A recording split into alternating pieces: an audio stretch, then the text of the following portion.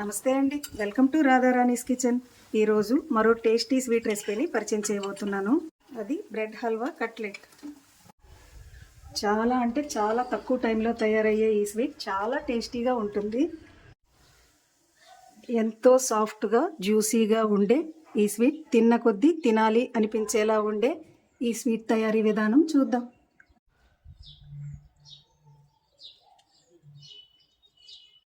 గోధుమ రవ్వ బ్రెడ్తో స్వీట్ తయారు చేసుకుంటున్నామండి.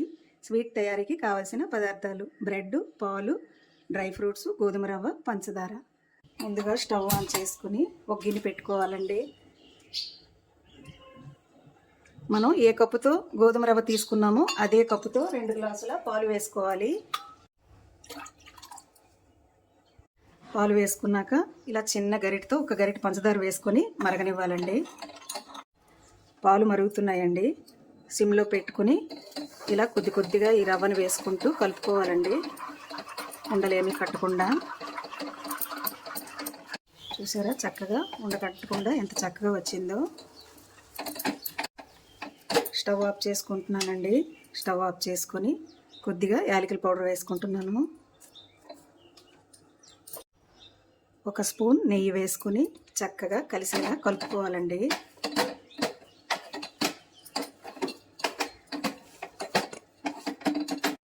మొత్తం చక్కగా కలిసిపోయింది కదండి. ఇంకా కాస్త నెయ్యి వేసుకుని పక్కన పెట్టి ఉంచుకుందాం. పక్కన పెట్టుకుందాం. వేరొక గిన్నె పెట్టుకొని 1 గ్లాసు పంచదార వేసుకుంటున్నాను. 1/2 కిలో అండి. ఏ గ్లాస్తో అయితే మనం పంచదార వేసుకున్నామో అదే గ్లాస్తో వాటర్ వేసుకోవాలి.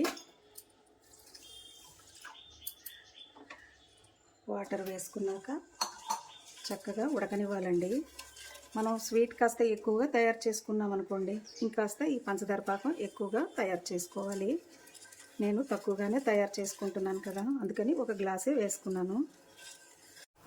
పంచదార కరిగి పాకం ఉడుకుతుంది కదా, ఎక్కువగా ఏమీ ఉడకాల్సిన అవసరం లేదండి. గులాబ్ జామ్కి మనం ఎలా అయితే తయారు చేసుకుంటామో ఆ విధంగా ఉంటే సరిపోతుంది. గులాబ్ జామ్కి సరిపడా పాకం వచ్చేసిందండి. స్టవ్ ఆఫ్ చేసుకుంటున్నాను. స్టవ్ ఆఫ్ చేసుకుని పాకం చల్లారకుండా మూత పెట్టుకోవాలండి. బ్రెడ్ తీసుకుని సైడ్లు కట్ చేసుకుందామండి. ఈ విధంగా 4 వైపులు కట్ చేసుకోవాలి.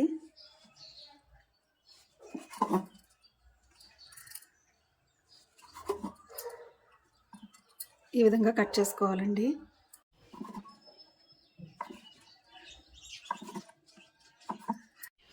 ఇలా అన్నింటినీ సైడ్లు కట్ చేసుకున్నామండి. ఒక బౌల్లో వాటర్ వేసుకొని ఒక్కొక్క స్లైస్ని తీసుకొని బ్రెడ్ని ఈ విధంగా ముంచాలండి. ముంచి వెంటనే తీసేసి ఇలా గట్టిగా వాటర్ అంతా బయటికి వచ్చేలా వాటర్ మొత్తాన్ని పిండుకోవాలి. చూడండి, ఇలా వచ్చింది. ఇలా బ్రెడ్ని తీసుకొని ఇలా మనం ముందుగా గోధుమ రవ్వ ముద్ద తీసుకున్నాం కదండి, ఇలా ఒక్కొక్క ముద్దని ఇలా పెట్టుకొని ఈ విధంగా ఫోల్డ్ చేసుకోవాలి. ఇలా మొత్తంగా ఒక్కొక్క బ్రెడ్ పీస్ని ఈ విధంగా తయారు చేసుకోవాలండి.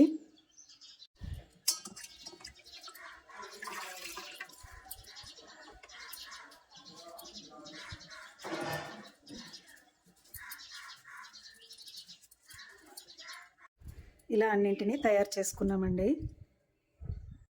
బ్రెడ్ కట్లెట్స్ ఫ్రై చేయడం కోసం ఆయిల్ వేడి చేసుకుంటున్నానండి.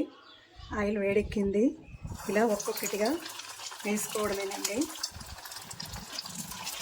వేసుకున్న వెంటనే కలుపుకోకూడదు, కాసేపు అయ్యాక కలుపుకోవాలి. వేసుకొని కాసేపు అయిందండి.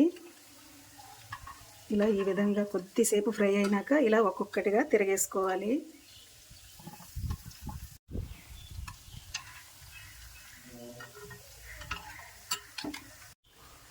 ఫ్రై అయిపోయిందండి. తీసుకుని మనం ముందుగా పాకం రెడీ చేసుకున్నాం కదా, పాకంలో వేసుకుందాం. ఈ స్వీట్ చాలా బాగుంటుందండి.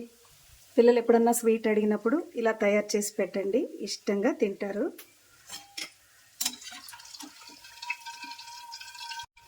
తక్కువ టైంలో తయారు చేసుకోవచ్చు. ఇలా అన్నింటినీ వేసుకొని ఫ్రై చేసుకోవడమేనండి.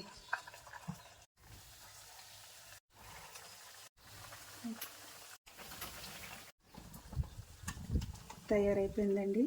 తీసుకుని ఒక్కొక్కటిగా పంచదార పాకంలో వేసుకొని ఒక్క 5 నిమిషాలు నాననిస్తే టేస్ట్ బాగుంటుందండి. ఎంతో టేస్టీగా ఉండే స్వీట్ రెడీ. మీకు కనుక ఈ వీడియో నచ్చినట్లయితే లైక్ చేయండి, షేర్ చేయండి, మా ఛానల్కి సపోర్ట్ చేయండి. Thanks for watching.